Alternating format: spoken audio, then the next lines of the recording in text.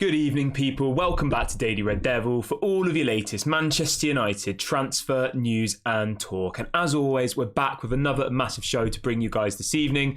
But before we jump into that, please do smash a like on the video and please do subscribe to the channel if you are new. So on the show this evening, we're going to be talking a little bit about the takeover, about some more stories coming out confirming that the takeover has not been cancelled, which is of course positive. We will talk about that in a minute. We're also going to be talking about the Antony situation, Jadon Sancho, a little bit of news from Fabrizio today about potential signings that could have happened over the summer, why they didn't happen, and some other bits around that. Also talking a bit about Sir Jim Ratcliffe, who has come out and spoken about his prospect of buying Manchester United. Also talking a little bit about Donny van der Beek, a potential free agent that we might be signing. Lots and lots to get into. Do get involved in the comment section. Let me know how you are thinking about everything we talk about. And also, I just wanted to say from the very, very beginning, you're probably wondering where I have been from for the last couple of days. I did get some people messaging me on Twitter, checking if I was all right. I really, really do appreciate that. I really do. I'm completely fine. I had a massive music festival that I was running in the UK on Saturday. So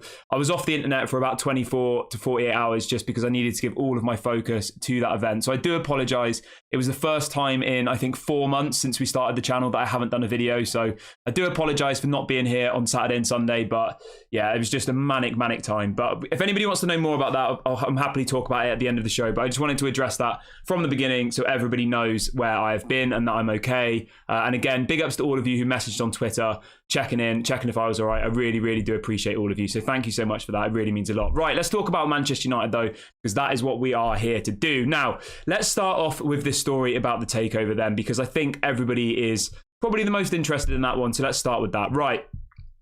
Now, this is coming out from The Telegraph in the UK this afternoon, which is, of course, I would say it's a good source in the UK. And The Telegraph are saying, where are we?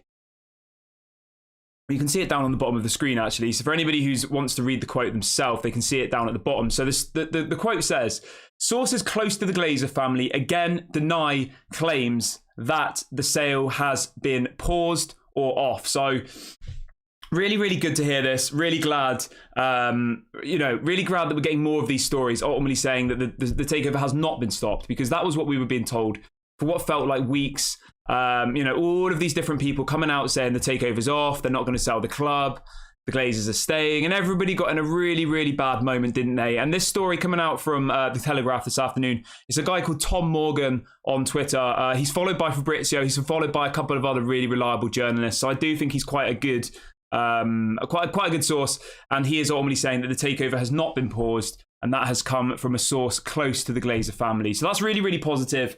Obviously, we are just waiting for the right price, and we all know that, and we know that the Glazers are greedy. We know that they take every little bit of money they can from us, and this is their final payday before they walk off into the sunset. So are we really surprised? No, we're not. Do we think they're going to sell the club? I think they will, but that's just my opinion, obviously. I think that they're going to need to pay somewhere around 7 to 8 billion, though. Obviously, that's what's being spoken about in the press. Some people saying they want as much as 10, which I think is ridiculous. I did do a video, I think it was on Friday, breaking down why I think they want 10 billion. I'll go into that really, really quickly with you for those who are interested, because I do think it's quite an interesting talking point. I think it's something that we should be discussing on this channel, and I think it's something that we should be exploring. Now, the reason why the Glazers want so much money is because of the emergence of Saudi Arabian football, the money in that area, obviously the new Club World Cup, which is coming in a couple of years' time, which is going to be a massive, massive thing for football. Of course, there's new TV rights deals on the horizon. There's so many things in the pipeline that could mean the Glazers make a lot more money than they are already. There's even talk of putting little cameras, right, on individual players' shirts, and then Manchester United will sell like subscriptions so you could watch the game through like Bruno Fernandes's shirt or Rasmus Højlund's shirt, like crazy stuff. And there's all of these different avenues that have yet to be explored in the world of football, which mean the Glazers are there, rubbing their hands, speaking to their advisors, saying, maybe we should hang around a little bit. Maybe we should wait and see how much money we can really get. How much more milk is there to take from our little cow, Manchester United? And the other thing, which I think is the most important thing, right, is this talk of a new Netflix type subscription. Okay, so if anybody doesn't know what the hell I'm talking about, Sky Sports and BT Sports license for the Premier League is running out soon. They're then going to have to renew either with them or there's talk of potentially doing it like a club by club basis. Now, they do this in America, where if you're in America, you can pay for a subscription which allows you to watch all of Manchester United's game on one package. They haven't yet done that in the UK, but it's something that's been talked about for a very, very long time. Something that a lot of people who live in the UK do want, because, you know, me living in the UK, I pay £40 for Sky Sports, £40 for BT Sports, right? Every month. And you can only watch like half of the United games, if that, sometimes not even half in a season. You pay £80 a month here in the UK, and you can barely watch 50% of Manchester United's Premier League games, if you're lucky. And it's absolutely ridiculous. So there's a massive, massive gap there for somebody to come in and to take this on. Now, when I say a Netflix-style subscription, it would be something like you pay a monthly fee and you would be able to pick and choose what games you wanted. So it could be that you pay £20 per month and then you get to access all of the Manchester United games in the Premier League. If you look at that on a really, really small level, right? Say 100 million people subscribe to this service, right? There's approximately 2 billion Manchester United fans worldwide. So say 100 million of those people paid the £20 per month for this new potential TV license type package. That'll be £200 million per month in revenue. To give into context, right? Manchester United's total revenue for the whole of last year was around 600 to 700 million.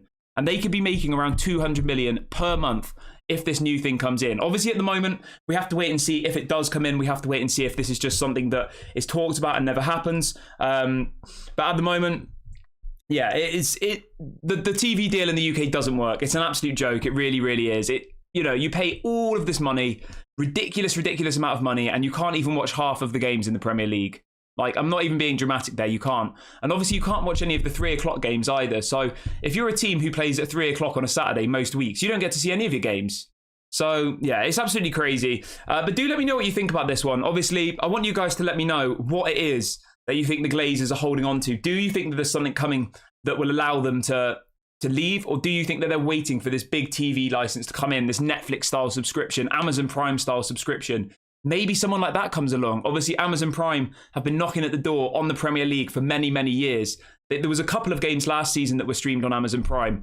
The point that I'm trying to get out with you here today, guys, is that the Glazers see potential in Manchester United, okay? And that is why they're asking for this 7, 8, 9, 10 billion pounds that's being quoted in the media at the moment. They don't think 6 billion's enough at the moment. There is no way Manchester United's worth anything close to 6 billion, but the Glazers are trying to charge what the club could be worth in the future. They want a piece of the pie from what Sheikh Jassim could create, which isn't really very fair. You know, if you look at it from an analogies type angle, right? Imagine you go and view a house, okay? The house is completely run down. It's, everything's leaking. The electrics don't work. It needs a new kitchen, a new bathroom. The garden's all, grown over and there's weeds everywhere. And the owner says, right, a house across the road that's just been done up sold for 400 grand, right? My house is up for 350 because I know that you can get that amount of money for it once you do it up. And then the person comes along and says, well, that's all good and well, but I'm going to have to spend £150,000 to do this house up. Why should I pay what it's going to be worth in a year's time once I've done it up for it now? And that's exactly what the Glazers are doing. The Glazers can see what Sheikh Jassim's business plan would be, how he's going to probably double the value of the club in the next 10 years. And they're sat there saying, are we going to look stupid if in 10 years' time, Sheikh Jassim sells Manchester United for £15 billion? And they will look stupid, but it is what it is, isn't it? It's one of those ones that's just... Yeah, as Joshua says in the chat, they're waiting for the Club World Cup. If anybody doesn't know what the Club World Cup is, obviously it already goes on at the moment, but they're about to make it into, I think it's 32 teams starting from 2025. Let me just double check. But yeah, mate, guys, it's going to be absolutely crazy, this new Club World Cup. Yeah, 32 teams starting from 2025. It'll be 12 teams from Europe, from the UEFA Champions League, right? 12 teams. It will also be teams from Copa Libertadores, from all over the world. And the first year, guess where it is? It's in America. The first year is in America, which is obviously where the Glazers are from. 2 years from now, the amount of money that this competition will bring in will be absolutely eye-watering. You wait. I genuinely think there'll be more money in this than there will be in the Champions League because they're bringing together all of the best teams from every continent. South America, obviously Europe. It's going to be crazy. And the fact that it's being hosted in America... They don't do that. The Champions League's always in Europe, isn't it? I don't think we've ever had a Champions League final outside of Europe, have we? Let me know in the comment section, actually, guys. Has there ever been a Champions League final outside of Europe? I don't think there has. But yeah, everybody who's just joined in the last few minutes, please do smash a like on the video. Please do subscribe to the channel, and please get your comments in as well. I will read out some of your chats later on in the show. So if you do have any questions you want to ask me, get them involved in the chat. We're only 20 subscribers away from 18,200. So let's hit that by the end of the video. Paul says, with houses, you pay a premium for a house that has been renovated and you pay less than market price if it needs work. So that argument doesn't hold up. What my point is there, Paul, is that the Glazers want the price that the club could be worth. Okay? The club's worth £3 or £4 billion at this moment in time. That's what its market value is, right? The Glazers want $6 billion for it because they can see that in 2, 3, 5 years, if Sheikh Jassim runs the club properly, it will be worth 6, 7, 8, 9, 10 billion easily. I'm confident of that. If he comes in, clears the debt, builds a new stadium, invests in the team, brings in new scouts, new infrastructure, the club will probably double in value. I honestly believe that. And that's what the Glazers are holding on to. They genuinely think that they can get that amount of money for it, which I don't think they can.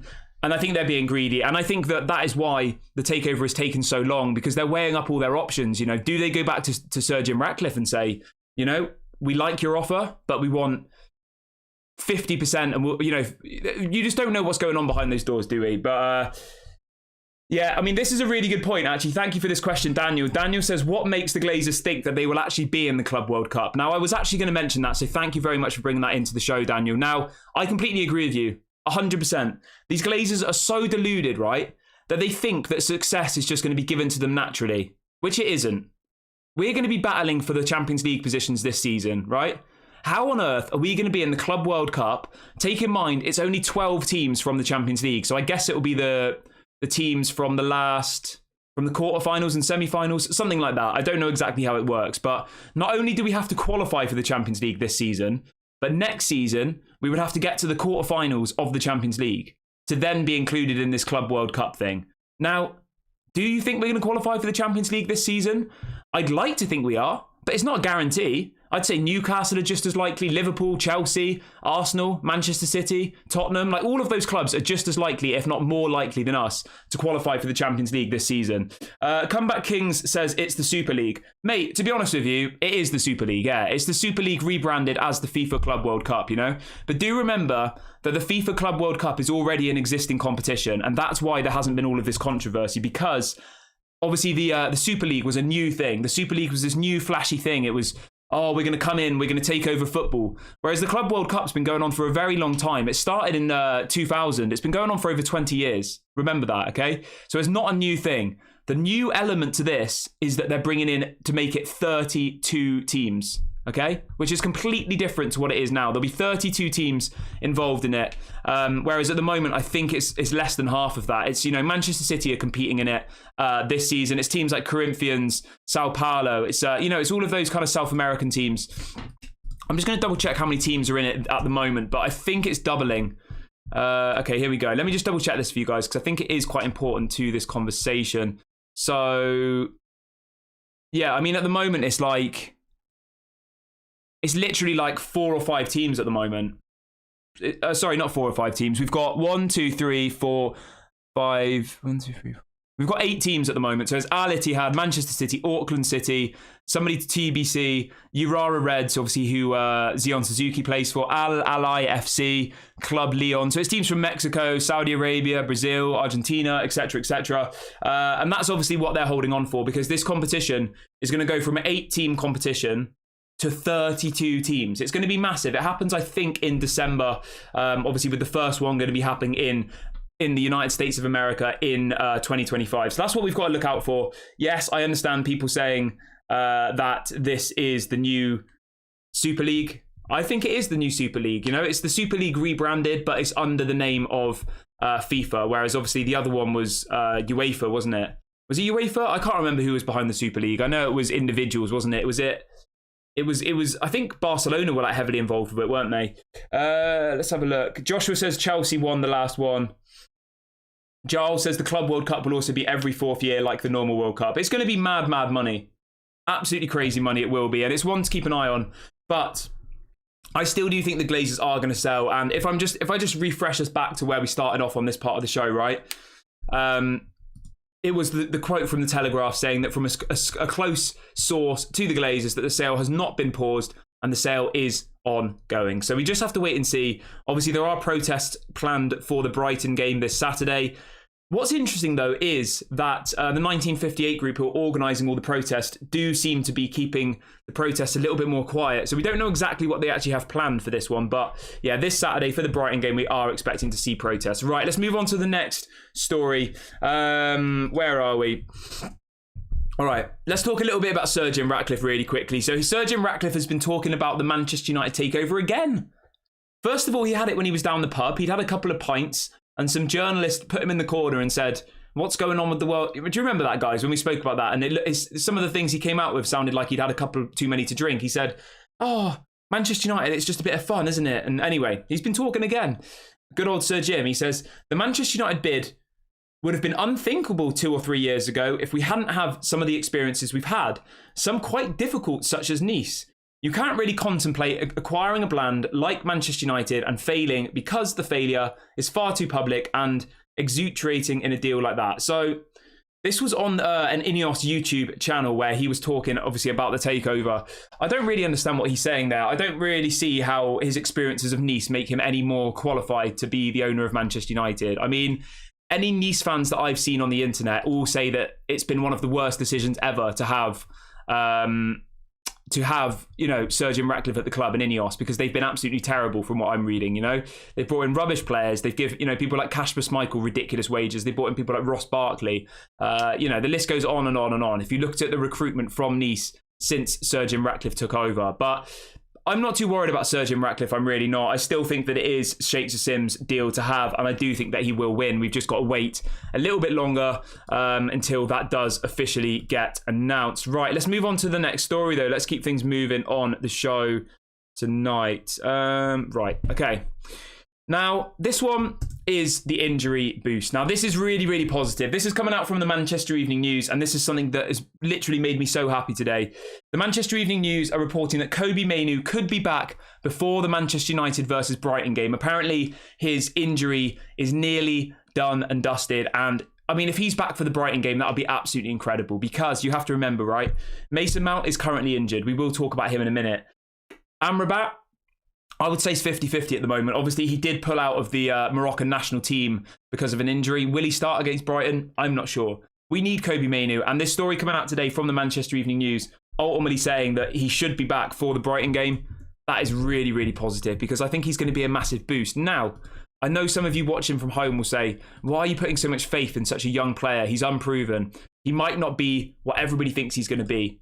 I think he's the real deal. I do. I really, really do. And I think he's the future of Manchester United's midfield. So I'm really happy about that one. And then the other bit of injury news we have for you is coming out about Mason Mount. Now, some of you I know who might be trolling will say, I don't want Mason Mount back. He's not good enough and all the rest of it. Okay, that's fine. You can say that. But we need him. Whether you think he's good enough or not, we need as many players as we can at the moment. Football is a squad game. It's not a game for individuals. And Mason Mount is part of the squad. We paid a ridiculous amount of money for him, and we need him back in that team. Now, the story says the following. Mason Mount is aiming to return from his hamstring injury for the match against Bayern Munich this month. Now, obviously, we play Brighton on Saturday, and then we play Bayern Munich. I believe it is on Tuesday next week. So a week tomorrow. Mason Mount should be back. I think that's a massive positive. I really, really do. I know he didn't look particularly great in the first 2 or 3 games, but was there any player who looked good in the first 2 or 3 games? I don't think so. I think they were all pretty poor. All of them were poor. Bruno Fernandes was good at points. Casemiro, I don't think he looked great. I think we need Mason Mount. I do, especially with the Antony situation, which we will talk about in a minute, because we do have to remember that Mason Mount can play on the right-hand side of midfield. He has done that for Chelsea before, and he is a good option to have for our right side. So we play Bayern Munich on the 20th, which is a week on Wednesday. So he should be back in for the Bayern game. And I welcome it. I do. I've got no agendas against players. I don't. That's not something you're going to get on this channel. I'm not going to be saying, get him out of my club. I'm going to give every single player a chance. He's been here for 3 matches, and we 100% need Mason Mount in that squad. But let me know how you feel about that one. Do you think Mason Mount...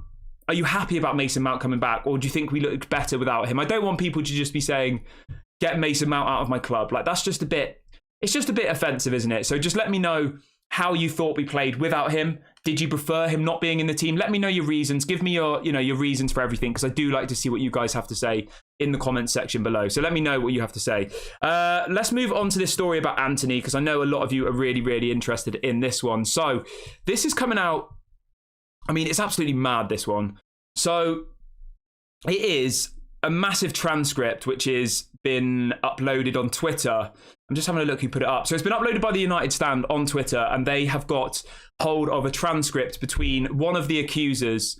I'm not sure exactly who they're talking to, if I'm honest, but in this transcript. But ultimately, the accuser is saying that so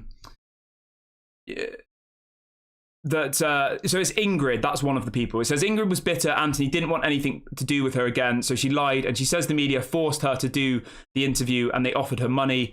So it's absolutely mad. It is. And some people were saying to me, I don't know why Antony has come out putting these things on Twitter. I don't know why he's come out putting these things on his Instagram stories. And you know what? If he's innocent and he wants to prove his innocence, I have no issue with it. I don't. I'm telling you now, his lawyers will be telling you not to do what he did.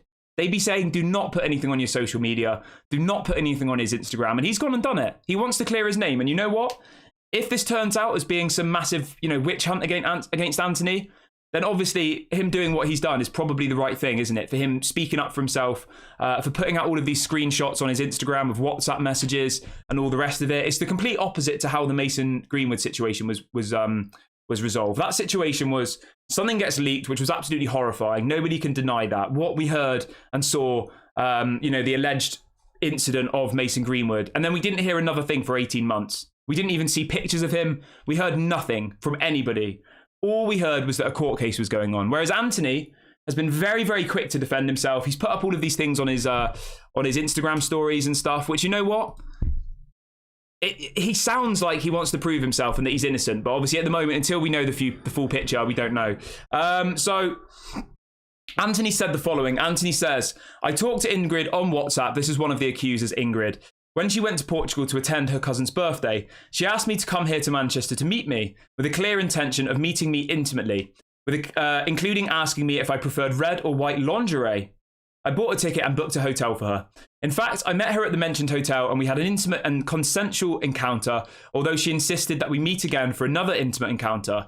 Due to scheduling issues, I was unable to see her again as she returned to Brazil. Since then, I have never met her again. All of this that I narrate now is undoubtedly proven in the WhatsApp messages, which I just do not publish. However, I will make available the appropriate channels if necessary to prove my innocence, as well as to propose the competent action and request for investigation. So he's being very, very upfront about this. He's being very, I don't want to say, what's the right word for that? Supportive. He's trying to help the situation. He's trying to put the information out there, which, I don't know. Obviously, at the moment, we don't know what's 100% right or wrong, but it's a very, very different situation to what happened with Mason Greenwood. That was something horrible gets leaked on Twitter, and then we didn't hear anything from anybody for 18 months. We were all kept in silence. Now, obviously, for Manchester United, this is all an absolute mess, isn't it? For them to have to be dealing with this at the moment is crazy. And they probably would have said to Antony, don't put this up on Twitter, don't do anything on Instagram. And he's just gone and done it, because he wants to prove his innocence. He obviously is really upset about what's happened.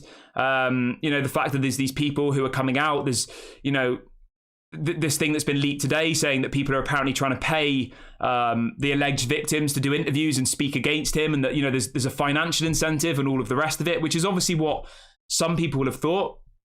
It's a crazy situation. And obviously, as long as people are respectful in their opinions, please do get them in the comment section. Obviously, at the moment, we don't know anything for sure. All we know is that Antony is being very, very upfront about his opinions and his thoughts on the situation. He's giving us evidence. He's giving us WhatsApp messages and all the rest of it, because he obviously feels that whatever's going on is completely unfair, and he doesn't want to. He doesn't want to be dragged through the mud of what he feels is an unfair situation that isn't true. He did an interview on live TV a couple of days ago. Obviously, we haven't spoken for about 48 hours, guys. So obviously I said I've been away, I've been offline, but yeah, it's been a mental situation to follow. And I think we are expecting one of the alleged victims to come out and do some sort of interview as well. We'll have to wait and see what happens. But let me know how you feel about how Antony's handled this situation. Do you think it was the right decision on his part to kind of speak out publicly, or do you think he should have just left it to the courts? I actually think in this situation that him putting out all of this stuff, I don't know. Obviously, we don't know what's right and wrong at this stage, but it just feels very different to the Mason Greenwood one. That's all I'm going to say at this moment in time. And he seems very, very willing to cooperate and willing to put out his side of the story, doing it on live TV, putting it on Twitter, putting it on Instagram, and all the rest of it. It's very, very different. But let me know what your thoughts are on that one. Obviously, as long as you're respectful about what you say, then I have no issue with it. This is obviously a sensitive topic, so please do be respectful in your opinions. Let me know in the comment section what you think, and we will, of course, keep you updated as we go. We've got over 850 people watching, which is absolutely amazing. Please do smash a like, and please do subscribe to the channel if you haven't already. We're only about 15 subscribers away from 18,200. And you know what, guys? I'm going to be completely honest with you, right? I felt so bad on Saturday for not giving you guys a video. I did. It was the first time in 4 months since we've started this community together that I didn't do a video. And as I said, I had a massive music festival that I was running on Saturday. My own festival, 2,000 people in Bristol, where I'm from. It was a huge, huge thing. So I simply did not have the mental capacity to do it. But I felt so bad, and I felt like I was letting you down. And I even had a bit of anxiety for the first ever time of doing this show today with you guys, because I thought, are they going to be upset? Are they going to, be disappointed that I wasn't here? Are they going to feel let down? And I did feel really, really bad. So honestly, thank you so much to all of you who have come back and are watching the show today, guys. I really, really do appreciate it. I will talk a little bit more about it at the end, because it seems like a few of you are interested in it. So remind me at the end of the show and I will tell you about it. But again, thank you all for returning. I honestly thought that I was going to go live again and none of you would be here, and that you'd all be like, oh, this guy didn't do a video. And I don't know, that was just my own anxiety. So don't feel bad about yourselves. I honestly, I love this community and I love all of you. So big ups to every single one of you for coming back. I know it's only been one day. You're probably sat there thinking, why the hell is this guy worried about us going? We're not going anywhere. And I honestly, big ups to all of you. I just think it's important to acknowledge that, because I do appreciate every single one of you. So let's crack on with the rest of the show, though. That was just my I just wanted to say that because I think it was important. Right, let's talk about Scott McTominay quickly. So Fabrizio Romano was talking earlier on today, just giving a bit of an insight into what actually happened around Manchester United over the summer. And I thought it was quite a good little thing to bring into the show. Now, Fabrizio Romano said that apparently Scott McTominay turned down Fulham, who were pushing to sign Scott McTominay on deadline day. He also goes on to say that Scott McTominay wanted to make sure that any move would be the perfect one for him. When Bayern were interested, it was more on Thomas Tuchel's side rather than the club. Therefore, a move wasn't really seen as possible. So it's good to have a little bit of clarity on what actually happened with that McTominay deal. And you know what? I think we need McTominay now. I didn't think we needed him in the summer. But now that the window's closed, now that we have the squad we have, we need every single player that's in that team. And I would even go as far as saying, right, that we need Donny van de Beek. We're going to talk about him in a minute, all right? But every single one of those players, whether you don't think they're good enough, whether you think that Antony, Martial's not good enough, whether you think that Scott McTominay's a mid-table player, all of these players we need.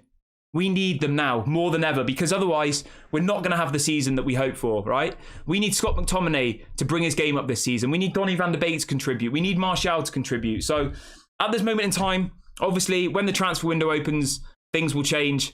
But with the amount of injuries and stuff we have, I think we're lucky that we have McTominay now.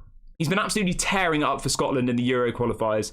And we need to just make sure that we actually use these players and we don't just burn out every single one of our people and not rotate. So McTominay rejected Fulham, wanted to move to Bayern, but apparently it was actually Thomas Tuchel only who wanted to sign him, not Bayern Munich himself. So good to get a bit of clarity on that one.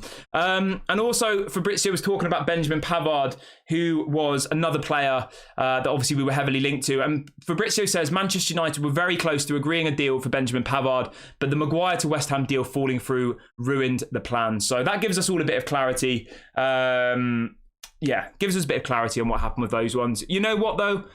I'm not that bothered about Benjamin Pavard. I think he's a good player. I don't think he's world class. He's better than Maguire, obviously, but I think most players are better than Maguire. Did anybody see, right?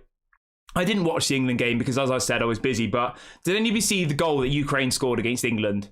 Harry Maguire is literally man-marking his own player, blocks his own player from making the run, and then Ukraine score. I mean, you literally couldn't make it up. And if Gareth Southgate doesn't drop him, Like, I honestly want to know what's going on there, because that needs investigating. If Gareth Southgate doesn't drop him after that.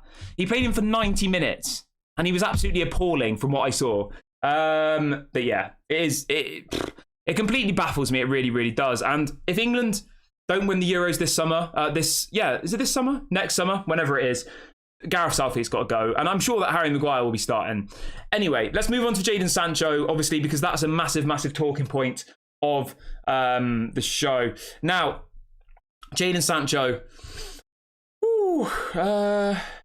Okay, this is coming out from Rob Dawson. Let's talk about this really, really quickly. So, Rob Dawson says Jadon Sancho is set for talks with Manchester United boss Erik ten Hag following the public spat between the pair in the aftermath of the defeat to Arsenal. Now, we are expecting that conversation to happen either today or tomorrow, as all of the players who weren't involved in the international break, which obviously Sancho wasn't, are expected back at Carrington today. Now, he also goes on to say that Ten Hag is also aware that he cannot allow his authority to be so badly challenged by a member of his squad, and he wants Sancho to heed the wake-up call. And he also says Ten Hag feels the whole situation has been blown out of proportion and believes it can still be resolved to allow Jadon Sancho to prove he deserves a place in the team. Now, I want you guys to let me know, right? Do you think Jadon Sancho still deserves a place in the Manchester United team? Do you think we should have got rid of him? We do have a bit of news on why the deal to Saudi Arabia didn't happen, but do you think that it's the right decision for him to be reintegrated into the squad? I'm not sure, personally. I think from a footballing perspective, we need Jadon Sancho 100% now. If Antony's going to be out for a few weeks even, I mean, we don't know with Antony. It could be a couple of weeks, could be a couple of months. It could be a couple of years. So we do need Jadon Sancho, but I do agree that the authority situation is a massive, massive issue, because if Erik ten Hag comes across as soft to Jadon Sancho, after everything that Erik ten Hag's done for him, you know, all of the chances he's given him, I think that makes Erik ten Hag look weak. And I think that's the start of where the cracks start to form, because other players can start doing things, right? And they'll say, oh, well, you didn't punish Jadon Sancho. I'm going to not try in training. What are you going to do? Drop me? Like, it's a really, really toxic start. And it's something that I don't want to happen at Manchester United, because I back Erik ten Hag 100%.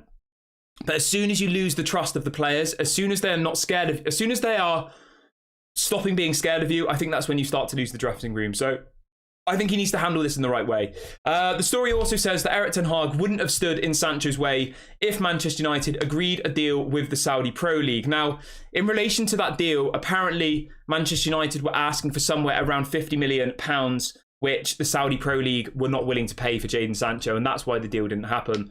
Does this mean that in January maybe it can happen? Possibly. I don't know. We'll have to wait and see. But for me, I think either it gets resolved quickly and fastly and Jadon apologises. The thing I want to bring up with you guys, though, okay, that I need you to remember and I need you to understand is Jadon Sancho has not deleted the tweet. The tweet is pinned on Jadon Sancho's Twitter to this day. If you go on his Twitter right now, the first thing you'll see is this tweet, ultimately calling the manager a liar, which can't happen. It can't. It's literally there. I'm reading it right now. It's pinned. It's been up there for 8 days. I have conducted myself in training very well this week. Blah, blah, blah. It's completely untrue. That's literally sat on Jadon Sancho's Twitter. How do we expect to move forward? How? What does he want? Does he want Erik ten Hag to apologise to him? Like, I don't get it here. And this is where I'm just a bit confused about everything. And I think it's a game of cat and mouse. Who blinks first? And I think Erik ten Hag has to come out stronger in this situation, because if he looks weak to Erik ten Hag, to Jadon and the rest of the team, I reckon that's literally the start of a really, really bad dressing room going forward. You know, we saw how brutal he was against Ronaldo. He got rid of De Gea. He's been so strong, and I loved it from Erik ten Hag. I've loved his ruthlessness. You want to know that the players are scared of you. You know, you saw people saying, if this was Sir Alex Ferguson's day, Jadon Sancho would never set foot in Carrington again. And I think that's probably true.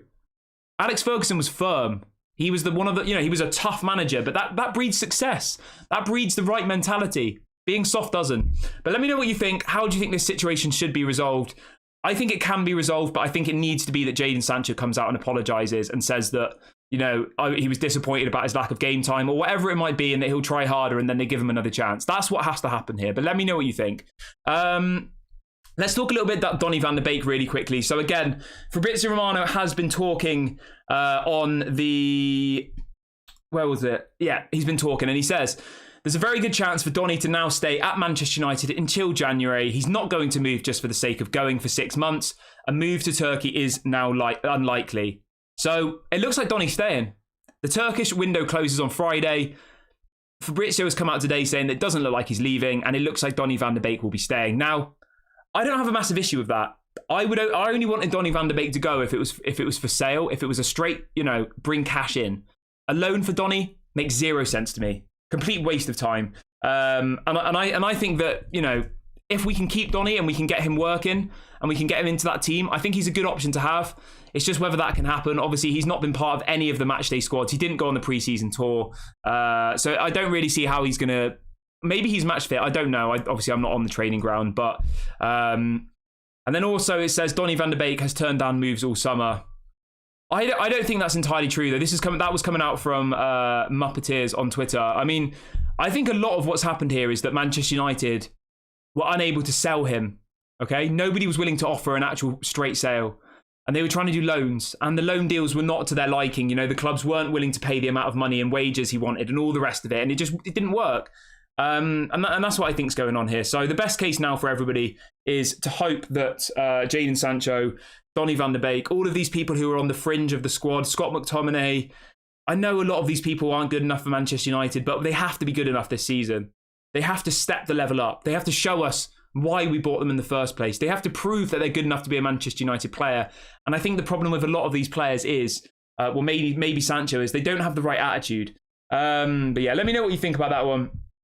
Also, if you have any questions or anything, get them in the chat now. I will be reading out some questions in the last 5 or 10 minutes of the show. And everybody who's watching, please do smash a like. Please do subscribe. I'm just going to drop a link in the chat to subscribe. We're only 14 subscribers away from 18,200. So please do go and do that. And let's hit that by the end of today's video. Somebody's talking about the Pogba situation. Yeah, I mean, that's absolutely mad. So I know Pogba's not a Manchester United player anymore, but we'll talk about it really, really quickly. So apparently Paul Pogba has tested positive for doping. Traces of testosterone were found in the player after the Udinese game on August the 20th. So it looks like Paul Pogba will probably be banned from football, I guess. I don't know how long for. It's usually about a year, isn't it, for doping? That was obviously what happened with Onana, wasn't it? Not testosterone. I think he accidentally took one of his partner's medicines or something. I don't know. Anyway, but yeah, it looks like Paul Pogba's in a bit of a bad situation, but obviously he's not a Manchester United player anymore. But I could see someone mentioning it in the chat. I just want to speak about Rasmus Højlund really quickly, because honestly, if anybody saw the clips of Rasmus Højlund after the game against Iceland last night, like, for a 20-year-old, he's got an elite mentality. He was out there on the megaphone talking to the Denmark fans, and he literally, it made me so excited, and I just can't wait to see him. I can't wait to see him play for Manchester United properly, starting every game, because I think he's the exact right player that we need. And the height of him as well. I saw a picture of him stood next to some player, I think it was against San Marino, and he's an absolute beast. Absolute beast. I can't wait to see him. I really can't. There's a bit of breaking news coming out here, actually, quickly, about Jadon Sancho, and it says Sancho will now look to leave the club in January transfer window. Sancho is expected to secure a loan deal elsewhere with a view to making a permanent exit from Old Trafford next summer. So it looks like we will see Jadon Sancho leave in January. And you know what? I just hope that for his sake, he impresses for the next few months and he gets that loan move in January, because we need him. We desperately, desperately need him over the next 3 to 4 months, and we need him to step up. He hasn't shown us a glimpse, I don't think, of why we paid 75 million. Maybe a tiny, tiny glimpse in a couple of games, but generally, he hasn't lived up to the price tag. I think we'll all agree to that. And he definitely needs to get things going.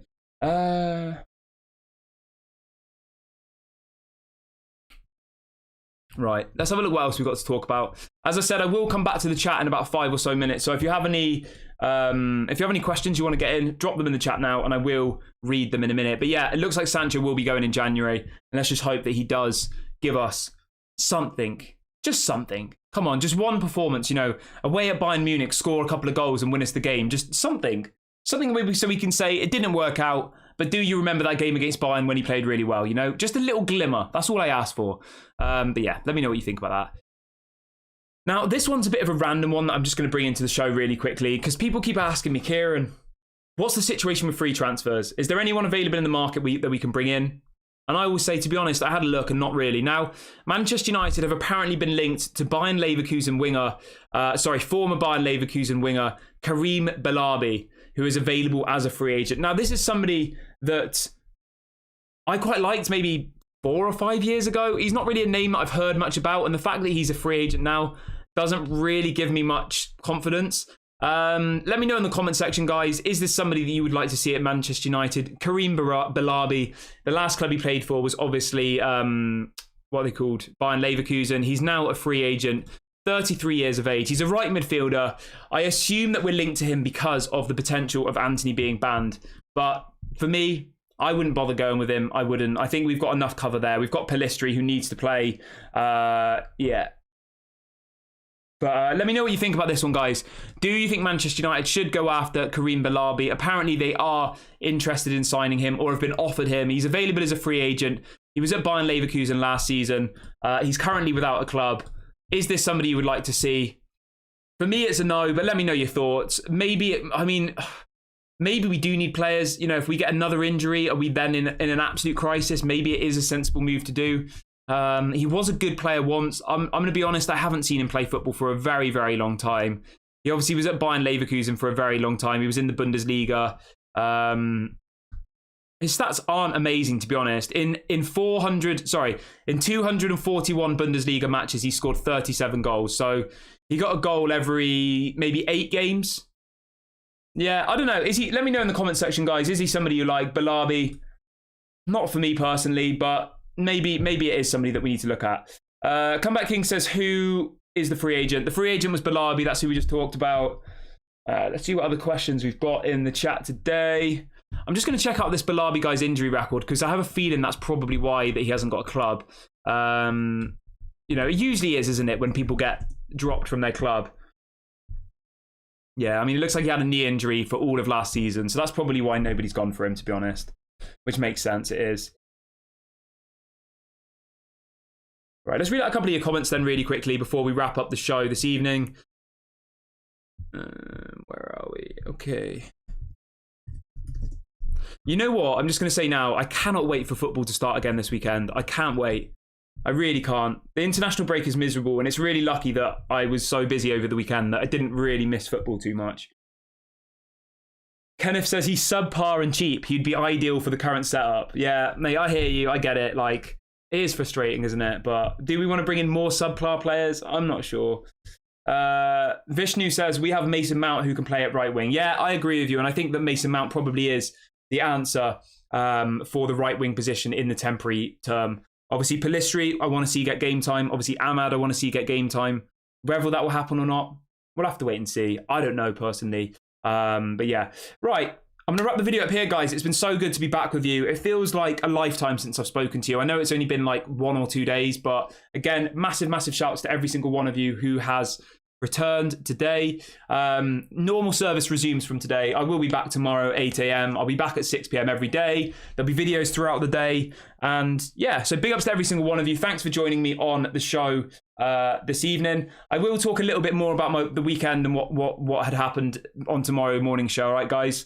But yeah, thank you so much to everyone who's watched. Please do make sure to smash a like on the video and subscribe on your way out. Have a lovely morning, evening, or afternoon wherever you are in the world, and I'll catch you all later.